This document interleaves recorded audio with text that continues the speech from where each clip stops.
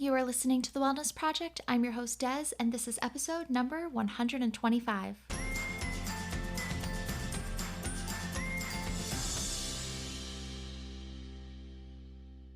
If you enjoy my podcast, I would greatly appreciate it if you would head over to iTunes or Spotify or both and leave me a review. It helps the podcast to grow. Thank you so much for being with me here today. I'm really excited about today's episode. I am speaking with Ellen Line. She is an LCSWC, and she is the founder of Roar Wellness.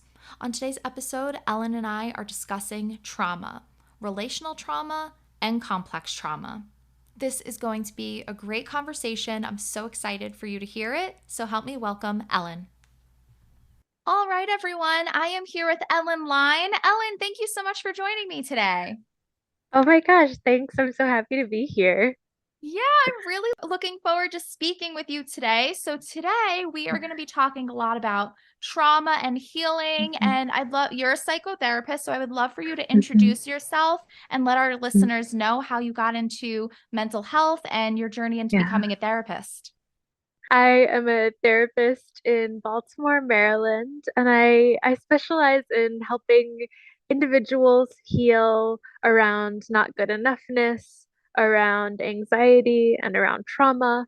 And I've recently kind of started delving into helping queer and poly couples kind of navigate building secure attachment and healing their relationships. So that's like a little bit about my practice. And how I got there is feels like a long story sometimes, but I'll give the abridged version.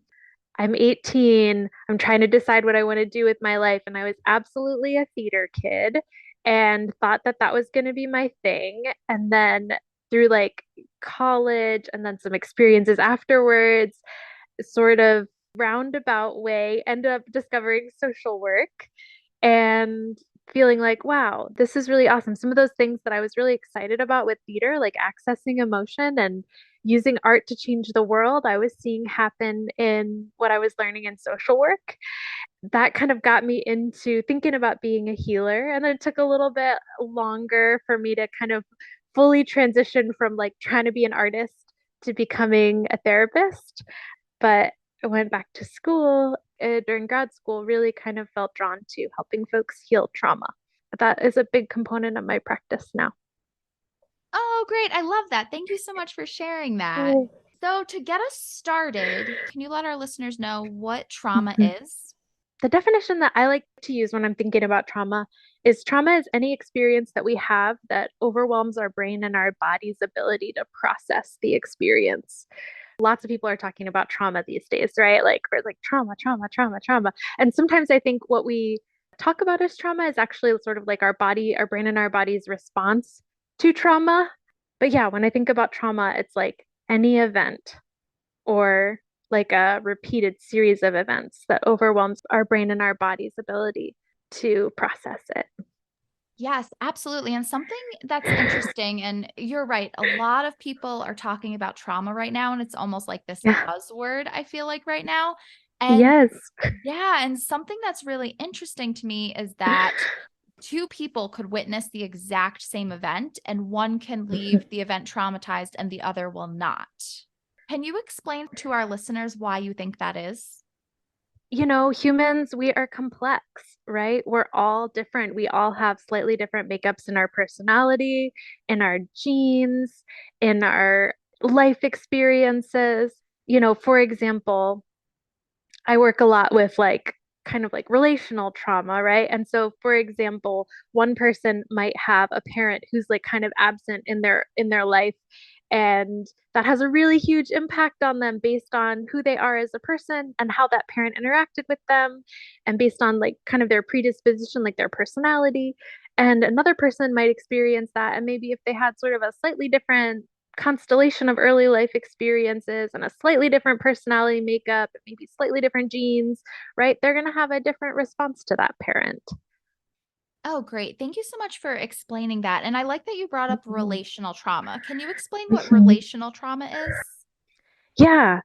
I think for a long time we would think about trauma as kind of these like big earth-shattering events, right? Like a car crash or being in a war zone as like a soldier, weather event, car crash. We think of these like kind of big events as traumatic.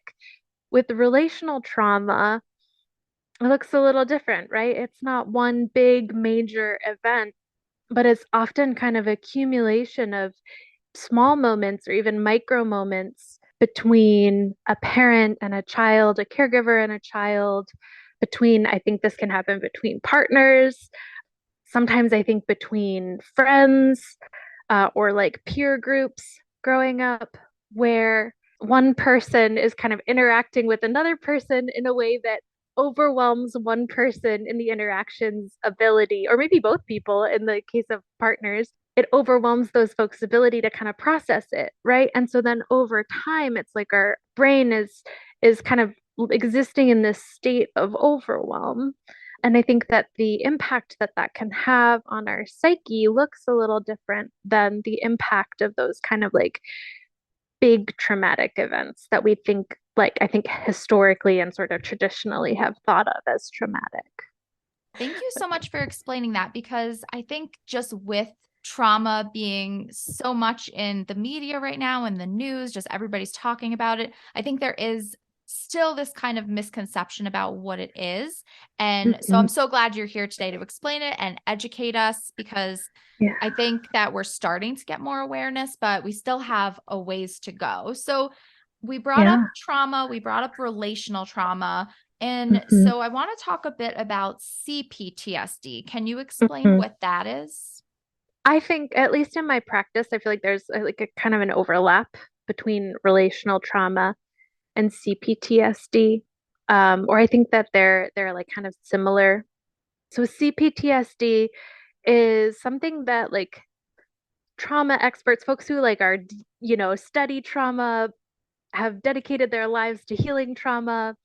Everyone's like, oh yeah, complex PTSD, this is a thing. It's different than what we have in the DSM, which the DSM is like basically the big book of checklists that helps us give folks mental health diagnoses. So we have in the DSM PTSD, which is kind of characterized by having this history of trauma, feeling like you have this like life-threatening experience, kind of hypervigilance, kind of always checking around for your safety. Some like mood swings can be part of PTSD. So we have that in the DSM. We also have complex PTSD, which is sort of like practitioners recognize and think about and talk about, but it hasn't made it into the DSM yet. To get in the DSM, a diagnosis has to be empirically tested. There has to be a lot of research that kind of validates, like, yes, this is a thing. Everyone agrees, or the folks who are practicing agree that CPTSD is a thing. That just hasn't quite happened for CPTSD yet. But it has some of those same features as PTSD that is in the DSM. So I think what folks who tend to practice, who see a lot of folks in their practice who have relational trauma or who have CPTSD, is that there tends to be some of the same things that exist with PTSD around seeking safety, around maybe not having a lot of spaces where you feel safe, or feeling like there's always maybe like this threat looming, that those are present. But then I think there's also kind of some pretty significant impacts to the way that we understand ourselves that tend to show up with CPTSD or relational trauma that are less common or less like a feature of PTSD that's in the DSM, right? So this is where we might experience folks who have like a deep sense of I'm not worthy, right? Or a deep sense of I'm not good enough, or a deep sense of I'm unlovable, right? And that comes from having over time these experiences where, like, over and over and over again, your brain received that message from those moments or those micro moments, those interactions that weren't meeting your needs. And that over time, the sort of message that you took away from that was, I'm unlovable, I'm unworthy, I'm not worthy, I'm not good enough. This kind of segues into my next question, too. So you brought up the mood Yeah. swings, the Hmm. hypervigilance, that feeling of Hmm. not feeling good enough. What Mhm. other kinds of common symptoms of trauma are you seeing with your clients? For some folks, it can look like a lot of irritability, anxiety. I think for some folks, especially with like complex relational trauma, our emotions can feel either like non-existent or like really far away. We can feel kind of numb to our emotions, or it might feel like our emotions are huge. Like anytime I get upset, it's overwhelming.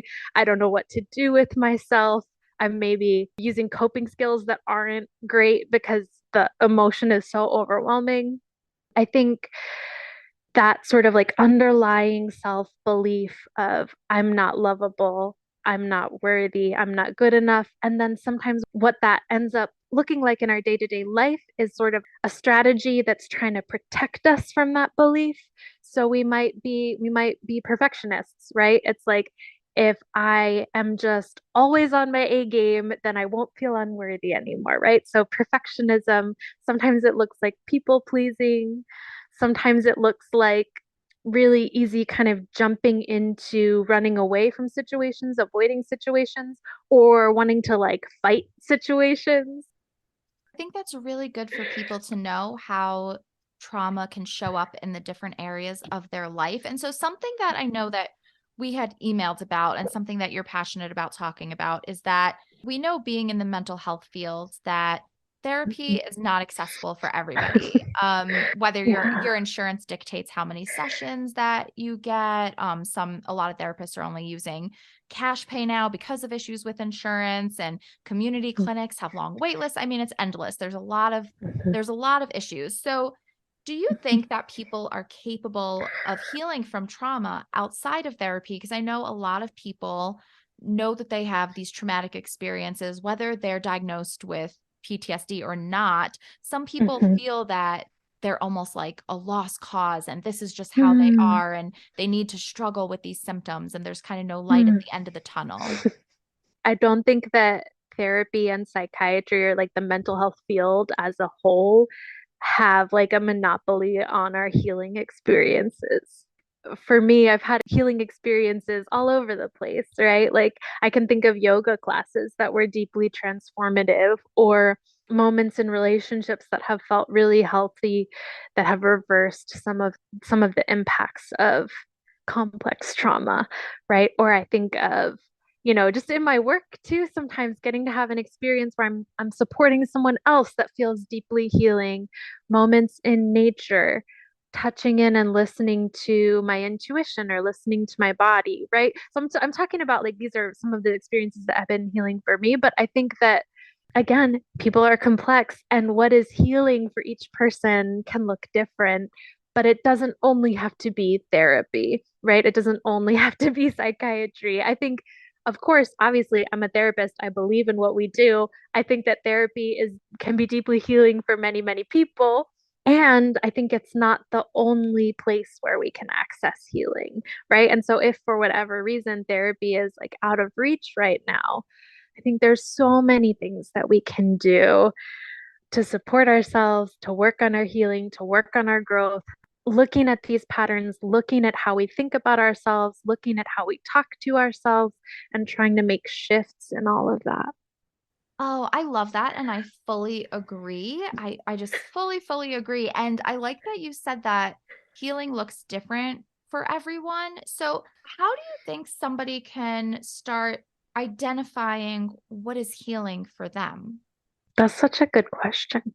I think if we can kind of reflect on what are the moments in my life, or where are the places in my life, or what are the relationships where I feel kind of most myself, where I feel most calm, where I feel safe, where I feel maybe like some ease or some lightness in my body.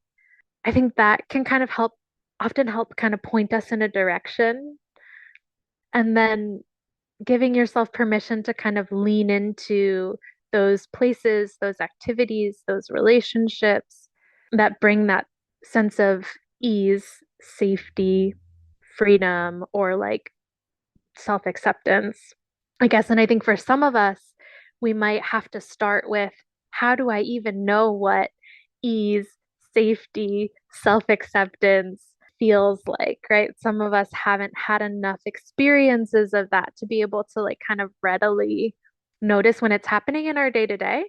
And so if that's you, I would suggest try to start there and maybe try to be intentional about like what happens if I relax my body, or what happens if I put myself in an environment that I know for sure like nothing bad is going to happen to me, and is it possible to access a sense of safety there, or can I go somewhere in my mind, can I imagine some place that feels really safe or calming or soothing? Can I think of maybe one person in my life, even if it was a teacher or like a friend or a mentor who I feel safe with or who I feel like more myself with, and kind of starting there and trying to build from that. Oh, I love that. That is such a great point. And I love that before you Yeah. mentioned that different ways that people may find healing or transformative are yoga, moments in Mhm. nature. And do you have any other ideas or recommendations for people that maybe your clients have said? Or I know we're going to get into that Yeah. you created an online healing space, maybe something that Hmm. people have mentioned that are healing for them? Oh my gosh, so many.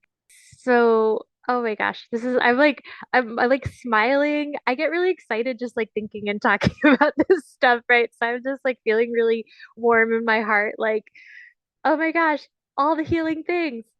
Yeah, I think there are kind of like practices, behavior things that really work for folks, like yoga, like moving our bodies, like getting out in nature, like hiking. I think for some of us, there are like different healing kind of like rituals or practices that feel really good, like journaling or writing letters to our younger selves or letters to our future selves. Maybe having some practices around like, I'm going to light some candles and try to quiet my mind, right? I'm going to light some incense and smell how good it smells. Maybe taking really nice long baths. I think for some folks, like if it's accessible to you, getting a massage or getting like a facial can be a healing experience. I think for some folks, relaxing with a group of friends can be a healing experience, right? Like I think sometimes we can get a little limited in what we think of as a healing experience, but there's so much of life I think that can be healing if we let it.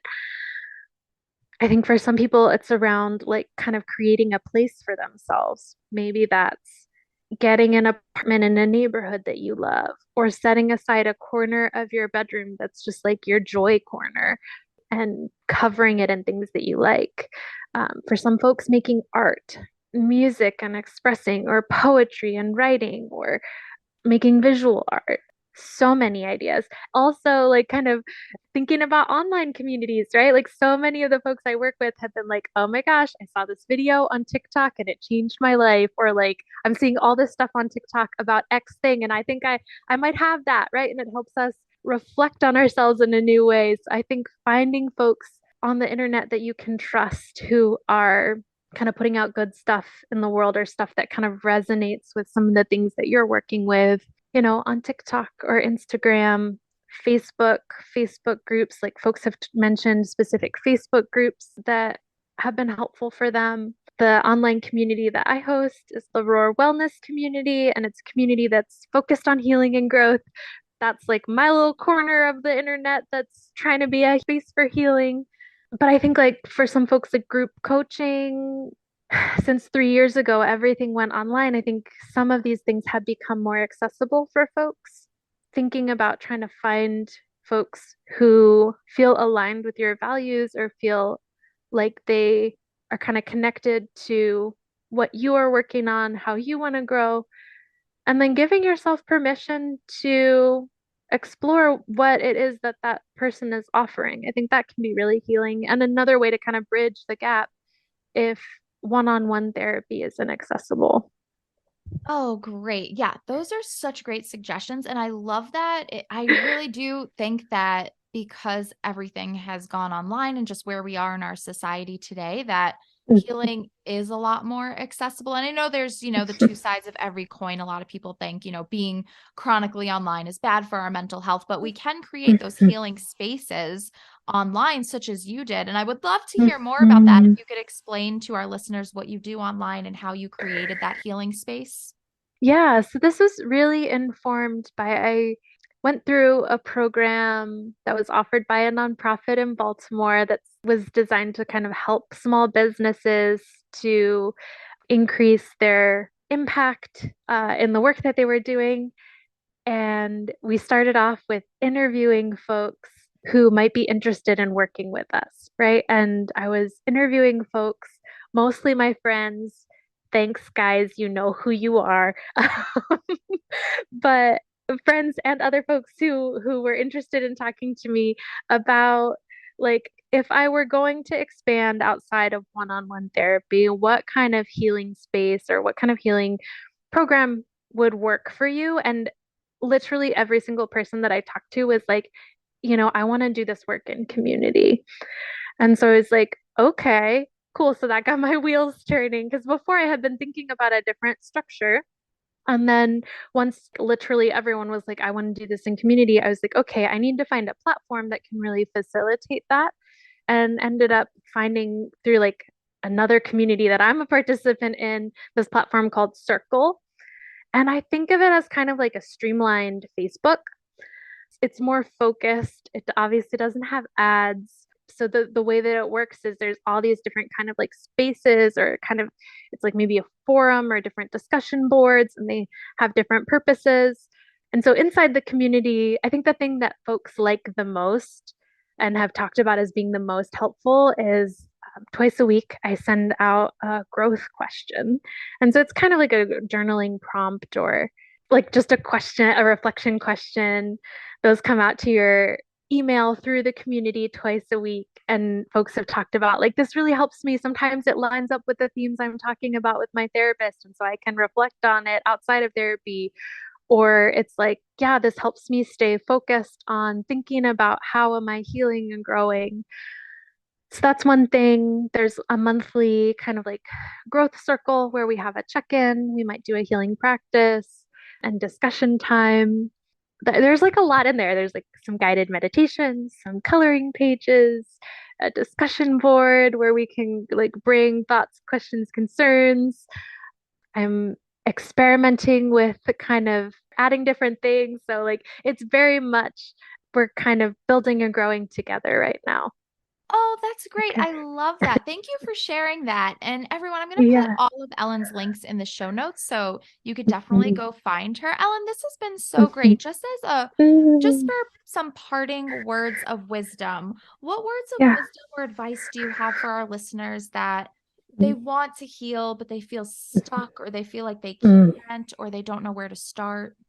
If you are like, I want to work on my healing and I don't know where to start, I would encourage you to think about like what do you already like and maybe start there, right? So if you're like, well, I like to scroll Instagram, find a few accounts who are talking about what you're trying to heal and follow those accounts. And like over time you might realize like, oh, I actually really like this person more than that person. It's okay to unfollow.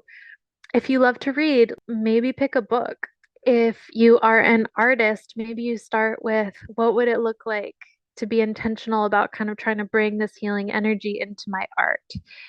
I think journaling is an amazing practice for many folks. Maybe not everybody, but many folks. I would say, like, write down some of your thoughts, feelings, questions, what you're noticing about yourself and how you show up in the world and trying to do that like somewhat consistently. It doesn't have to be every day, but like maybe you kind of are checking in with yourself on a regular-ish basis.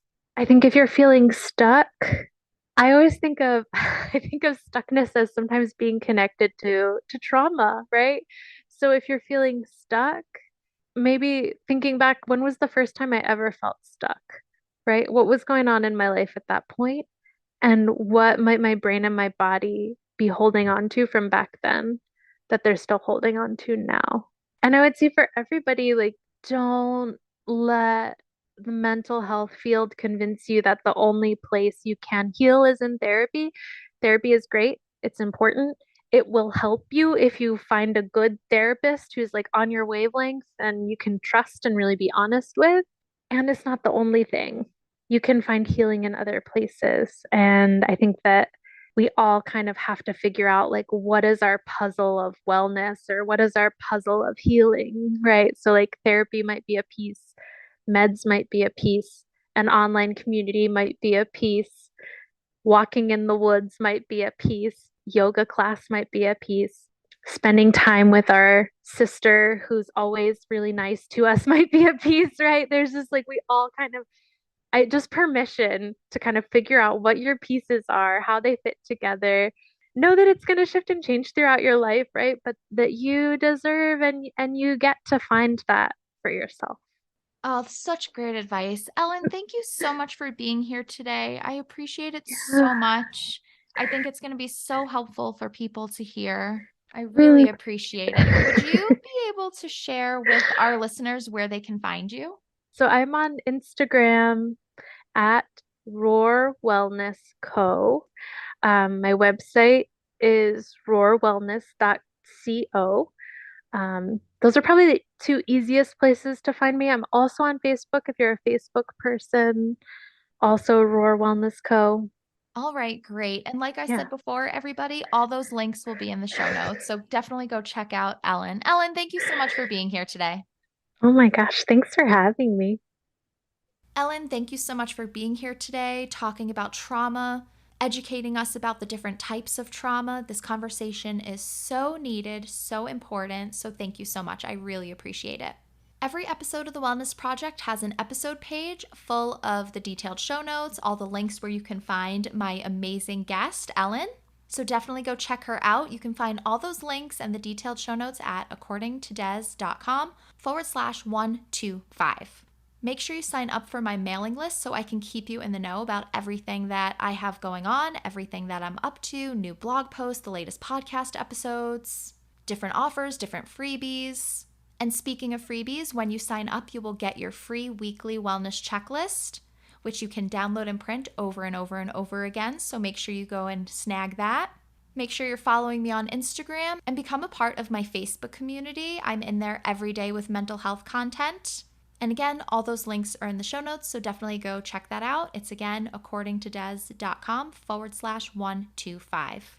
Thanks for hanging out with me today. I will see you in 2 weeks with another amazing guest.